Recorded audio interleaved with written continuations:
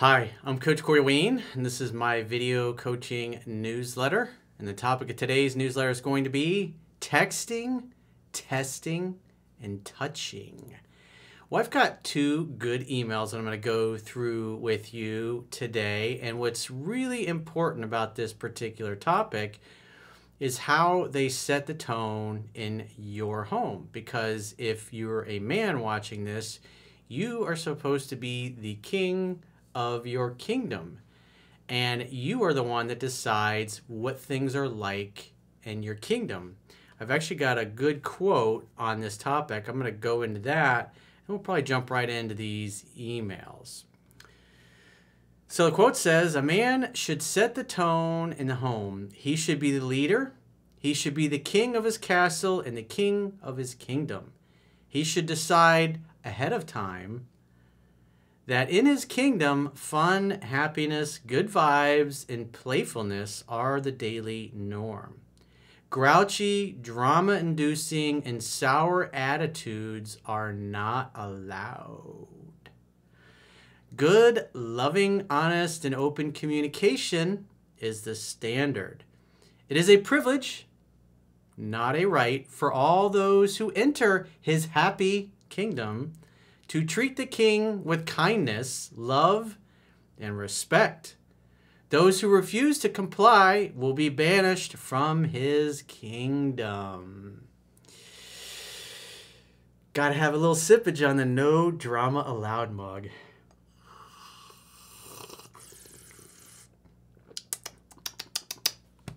I think part of that just went down the wrong pipe. Oh, by the way, there is a rumor that there are mugs on Teespring and the Coach Corey Wayne store that have hang out, have fun, and hook up on it. And that is a good, that statement's in obviously my first book, 3% Man. And that's a simple formula for guys to get. Hang out, have fun, hook up. And both of these guys are kind of leaving out the fun part and the hookup part. Because the idea is you want to hang out together. In other words, create some kind of a fun date, something you can do together. It doesn't have to be extravagant. I mean, hell, you can be at McDonald's and have fun with Happy Meals, for Christ's sake. Doesn't matter. As long as you're hanging out together and you're having fun and you're laughing, because if your girl is laughing and having fun with you, she's going to associate those good feelings with being with you, which is going to cause her to feel more attraction for you and get closer to you, and then that's where the hooking up part comes in. And guys really just need to focus on those three so they can create a perpetual love story, because women want to be in a love story. So the first guy's email is really short, but I thought it was a good topic because she brought up something about testing. So without spoiling what's going to be in there, I'm going to just start reading. He says, "Hey, Coach, I love your work, and I have had great success reading the book. I got an easy one for you. My girlfriend of almost 2 years hit me with a do not touch her boobs or butt for 24 hours test. I obviously said no because it made no sense and that I will not be controlled like a dog." Well, did you say that with a smile on your face? Were you playful or were you pissed off and angry?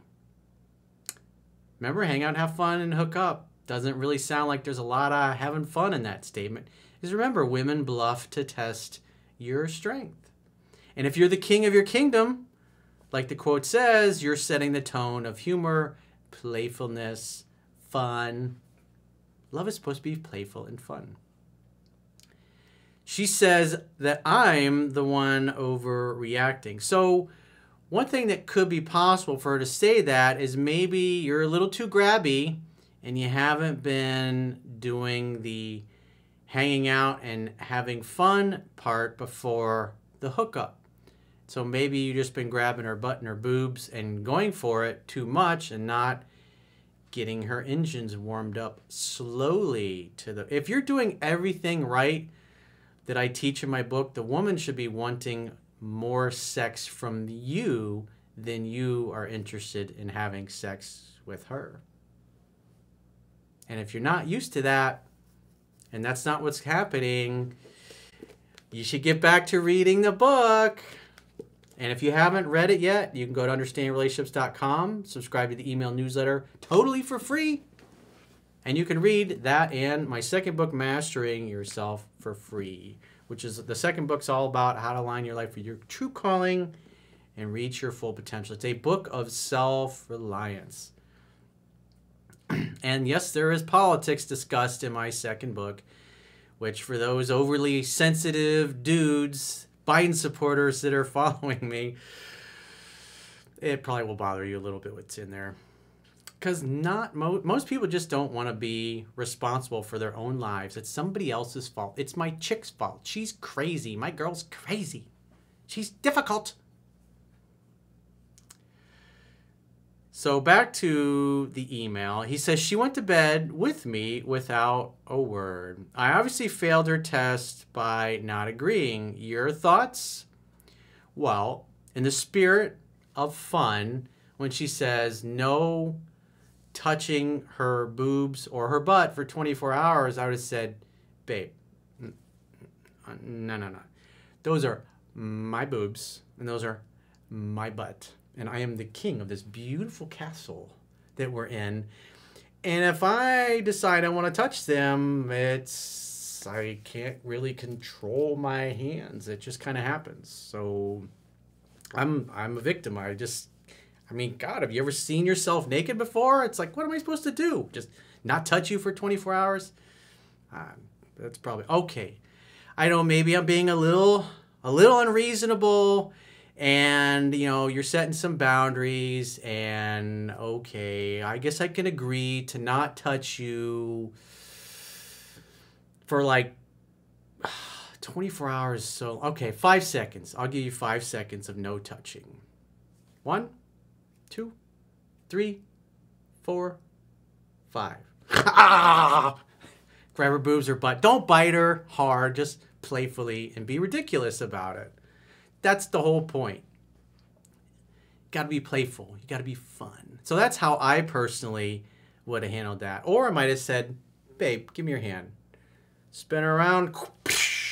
Brett, I can't believe you would deny yourself the privilege of these beautiful hands on your booty. I mean, I know how much you love it. You tell me how much you love it. I don't want to deny you that because I don't want you to suffer. I'm just looking out for you because I care. You know I love you so much.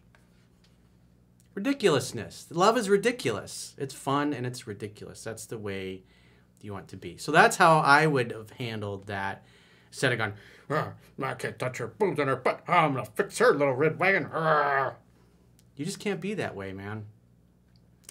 More fun, more playfulness, more ridiculousness. Probably need to do a little bit more courting her properly and talking to her and getting her to open up, because when a woman feels heard and understood, guess what? The legs open right up. And when she doesn't, the legs go. So like I said, you're probably not dating and courting her properly, or maybe not communicating properly. Take your time. Don't be in such a rush. It's okay for having quickies, but you gotta take the time to wind her up. Like I said, if you've done everything according to the way I teach in 3% Man, my first book, then she should be wanting sex more from you than you are from her. Just slightly more. Because think about it. If a woman's always chasing you, you don't have to worry about getting rejected. So let's go into the second guy's email. His situation's a little more complicated. So he says, hi, Coach Corey. I have been in a relationship for 2 years with an amazing girl who is 14 years younger than I am. We rarely ever talk about age, except for when she wants to tease me and call me something like Old Man River, but it's all in fun. Good, that's the way it's supposed to be, because you can't get butthurt. Because at the end of the day, I only date younger women as well, so I get it. Usually much younger. We have a great time together, genuinely, and are each other's best friends. Friends.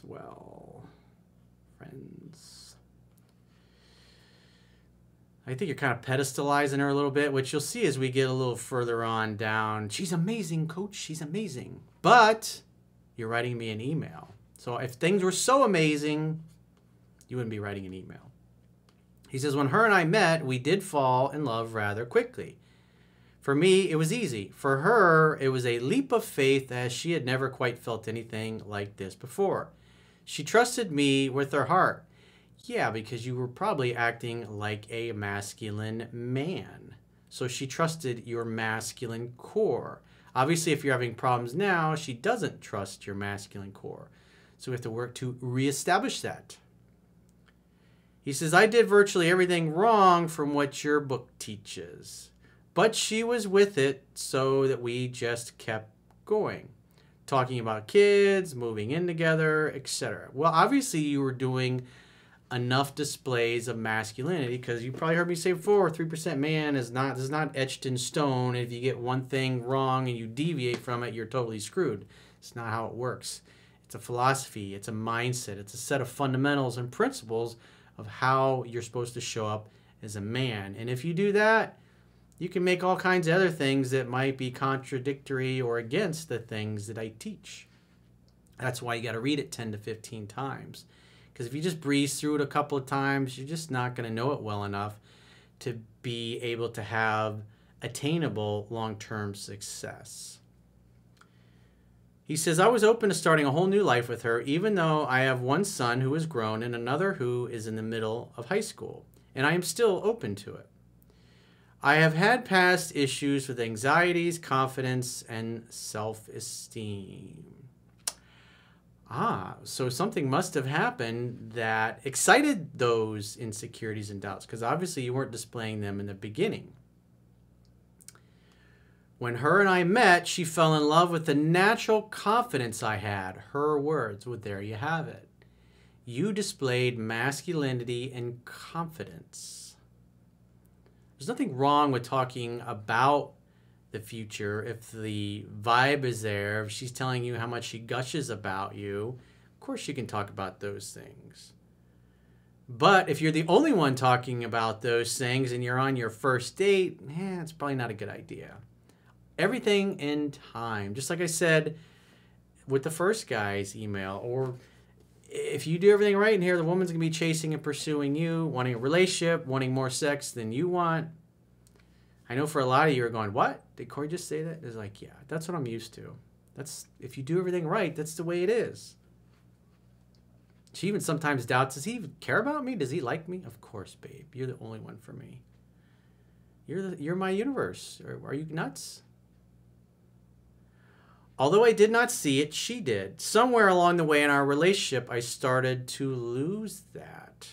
I stopped courting her as often as I used to, and I could feel her slipping away. That's typically what happens when I do phone sessions with guys in long-term relationships. They're not dating and courting properly, or they're not communicating and opening her up. Almost 100% of the phone sessions I do, it's one of the two things or a combination of them. Unbeknownst to me, until I started reading your book and watching your videos, it was me that was allowing this to happen. Yeah, there's a chapter in my book called The Courtship Never Ends. If you love your girl and she is your universe, of course you're going to want to continue to date and court her and make her feel special.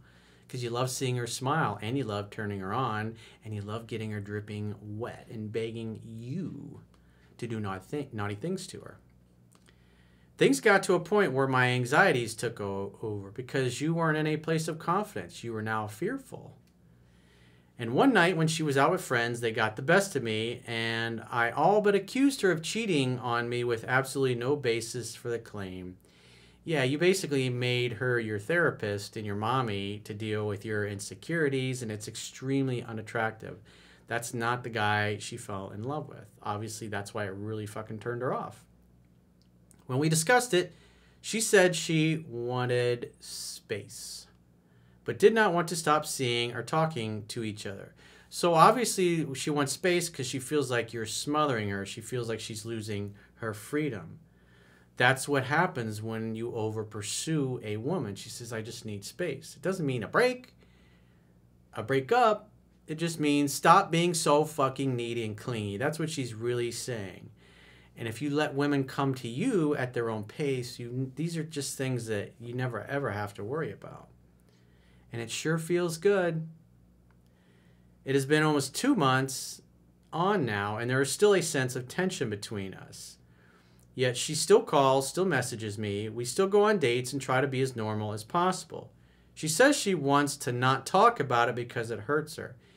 Yeah, if a woman feels, you got to remember, when a woman says, I don't want to talk about it, and the air hasn't been cleared, obviously shit still bothers her. And her way of saying, most women, when they say, I don't want to talk about it, they do want to talk about it. But if you love them and you care about them, then you're going to want to find out what's going on. Because, again, if you're the king of your kingdom and you got a woman with a sour attitude and she says, I don't want to talk about it, it's like, babe, it's like, we used to fuck like rabbits. And now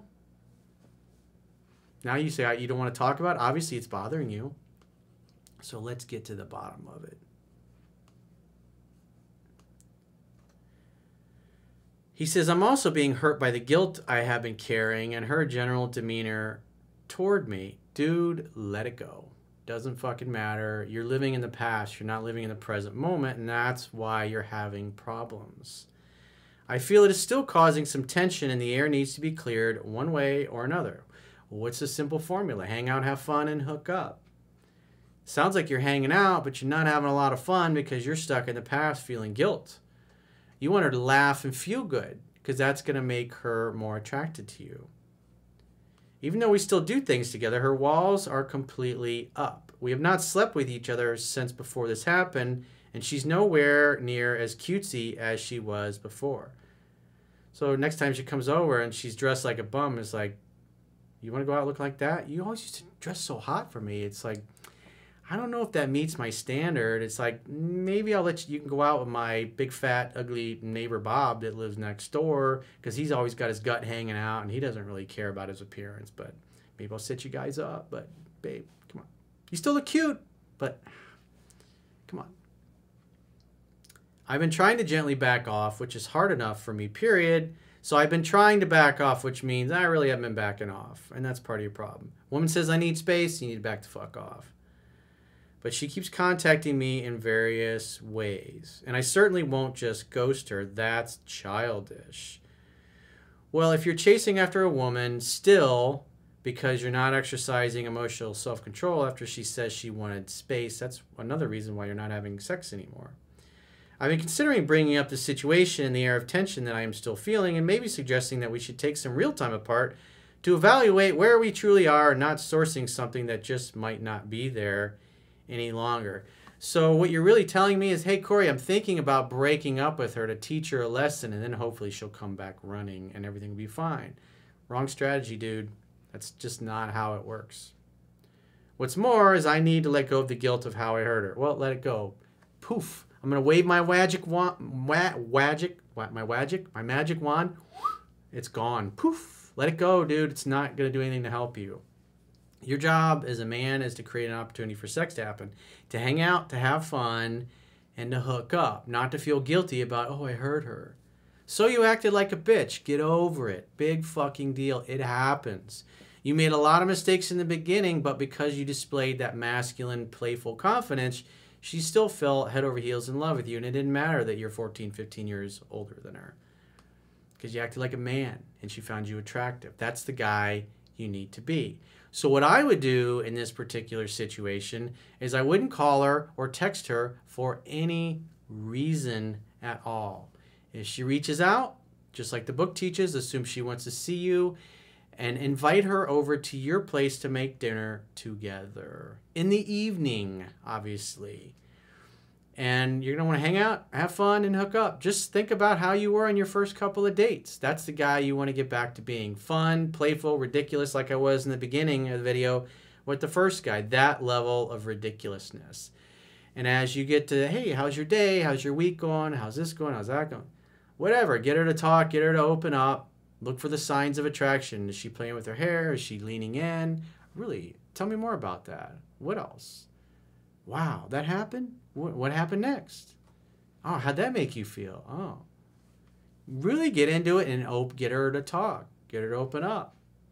And when you see the signs are there that she's feeling physical attraction or bumping into you, the seduction process is the same. It's like what you're doing is you're holding back. And as the 10 disciplines of love talk about in my first book, fear and hurt imprison the heart. That's where you're at. You're too afraid to move forward because you're stuck in the past and you're not doing the things that you know how to do. You're waiting for some one big event to clear the air. You just simply need to create the next opportunity for sex to happen. You have to exercise control and stop chasing and pursuing this woman. It's not working. You have to let her come to you. If she's coming to you and making all the effort and you just simply make dates, what I would do is for at least the next 3 dates, don't take her out, don't meet her out, don't pick her up, just invite her over. Just like out of 7 Principles Get an X Back, where if she doesn't want to come over and do that, and she says, hey, let's meet for lunch or coffee, just say, nah, it's been a long week. I'm just in the mood to hang at my place and make some dinner and have a nice quiet evening and catch up. If you don't want to do that, then give me a call in a week or so and we can meet up for coffee then.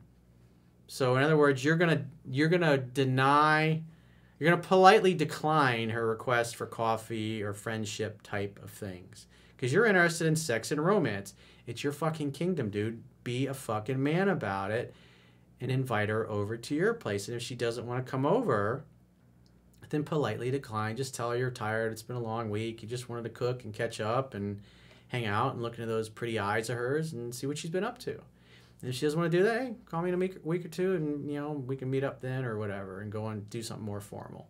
But if she comes over 3 dates in a row and then you hang out, have fun, and hook up all 3 times, then you can start meeting her out and picking her up. But you got to let her come to you at her pace. You obviously been over pursuing this girl and smothering her. That's why she asked for space in the first place. Hey, that kind of rhymes. Space in the first place. So if you're in a challenging situation similar to this guy, you're not sure what to do, your emotions are going bananas, go to my website, understandingrelationships.com, click the products tab, top of your screen on any page, and book a coaching session with yours truly. And until next time, I will talk to you soon.